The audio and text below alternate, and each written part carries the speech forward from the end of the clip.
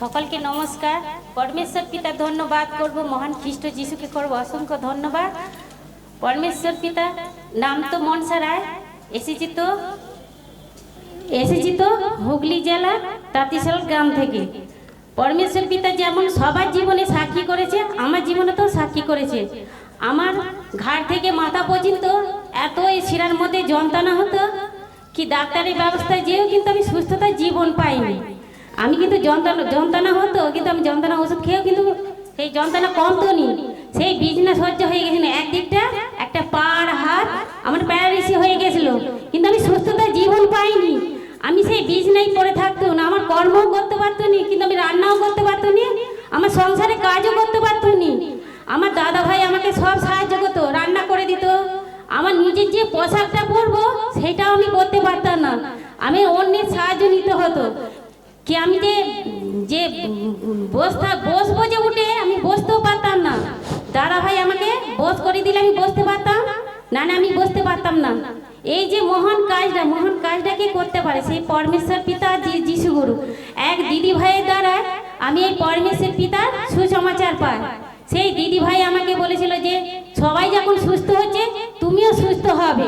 আমি দিদি ভাইয়ের সঙ্গে আমি মণ্ডলী গেছিলাম, সেই কুরকুরির মণ্ডলী যে আমি সেখানে প্রথম থেকে শেষ পর্যন্ত আমি ভজন শুনেছি, ভজন গান শিক্ষা সাক্ষী শুনে আমি সেখান থেকে আমি পায়ে হাঁটে ঘরকে আসতে পেরেছি, নিজের পায়ে আমি ঘরকে আসতে পেরেছি। এই যে মহান কাজটা কি করতে পারে? পরমেশ্বর পিতা যিশু গুরু। পরমেশ্বর পিতাকে করব ধন্যবাদ, যিশু গুরুকে করব অসংখ্য ধন্যবাদ। ম্যাম স্যার সকলকে নমস্কার। মঙ্গলময় পিতাকে করবো অসংখ্য ধন্যবাদ, মহান যিশুগুরুর নাম থেকে যিশুগুরুকে করবো অসংখ্য ধন্যবাদ। সাক্ষ্য তো আমার নিজেই। তখন জগতের অবস্থায় ছিল, ঈশ্বরকে চিনতাম না।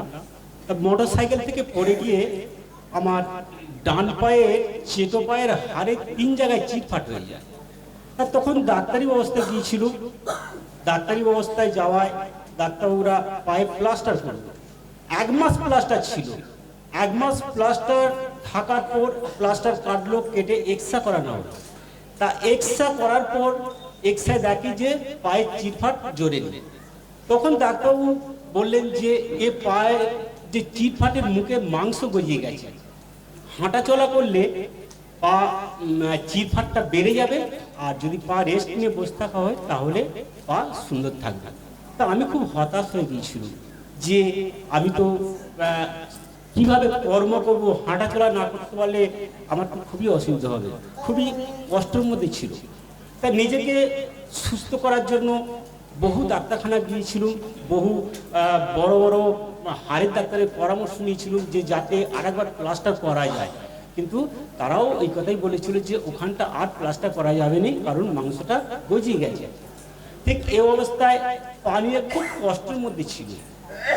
তা পা নিয়ে খুব কষ্টের মধ্যে থাকাকালীনই তখন কি হলো, আবার আমার পুনরায় শরীর খারাপ হলো, যে পেটের মধ্যে অ্যাপেন্ডিসাইট হয়ে গেছিল। তা সেই অ্যাপেন্ডিসাইট হয়ে বাস্ট হয়ে গেছিল।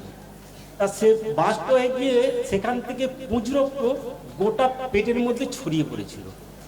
তা পেটের মধ্যে সেই পুঁজরক্ত ছড়িয়ে পড়ায় আমার পেটটা ক্রমশই ফুলতে থাকে, একদম নিঃশ্বাস চাপ হয়ে আসছে।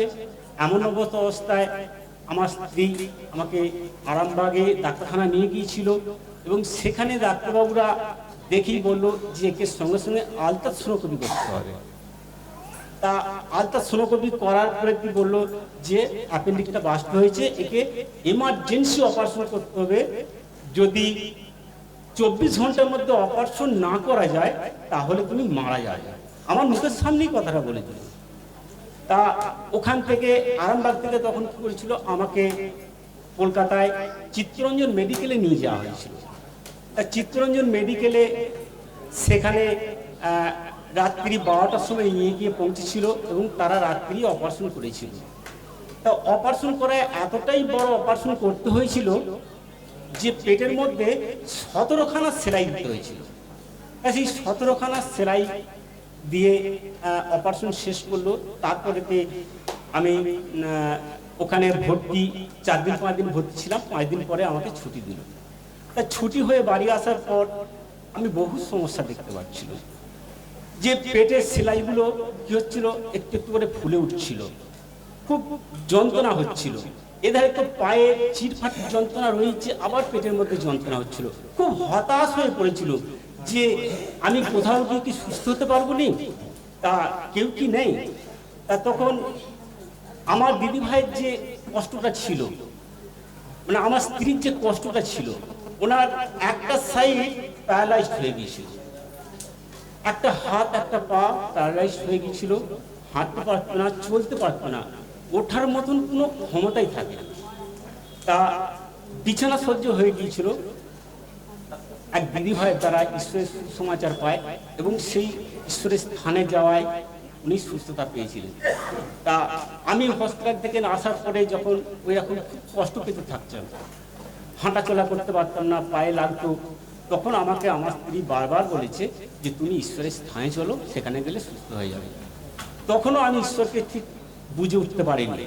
তা বহুবার বলার পর আমার স্ত্রীর বিশ্বাসে আমি আমার পাশের গ্রামে মণ্ডলীতে গিয়েছিলাম। তা মণ্ডলীতে আমি পায়ে তো ভর দিয়ে হাঁটতে পারিনি, তখন মণ্ডলী গিয়েছিলাম, টোটো গাড়িতে করে মণ্ডলী গিয়েছিলাম। তা আমি সেখানে মণ্ডলীতে যে গিয়েছিলাম, আমি পায়ে সুস্থতার জন্যই গিয়েছিল, যে আমার পাটা ঠিক হলে আমি অন্তত হাঁটা চলা করে ঘোরাফেরা করতে পারবো।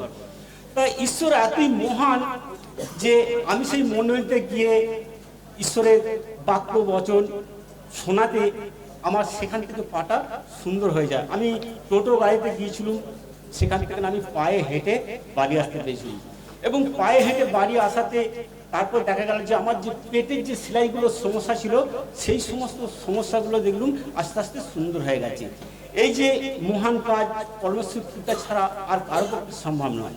কারণ অর্থের বিনিময়ে সুস্থতা হওয়ার জন্য বহু জায়গায় ঘুরেছি, বহু চেষ্টা করেছিলাম, কিন্তু সুস্থতা পাইনি পুরোপুরি। পরমেশ্বর পিতার কাছে যাওয়ায় পরমেশ্বর পিতা বিনামূল্যে আমাদের সুস্থতা প্রদান করেছে। আজকে এই পরমেশ্বর পিতার আশীর্বাদে আমার ফ্যামিলি খুব সুন্দর আছে, হ্যাপি আছে এবং খুব সুখে আছে। তা এইরকম মহান পিতার প্রতি আমরা চিরকৃতজ্ঞ থাকবো। তা এতটাই তো আমার সাক্ষী। পরমেশ্বর পিতার ধন্যবাদ হোক, মহান যিশু গুরুর নাম থেকে যিশু গুরুকে ধন্যবাদ। এখানে সকলকে নমস্কার।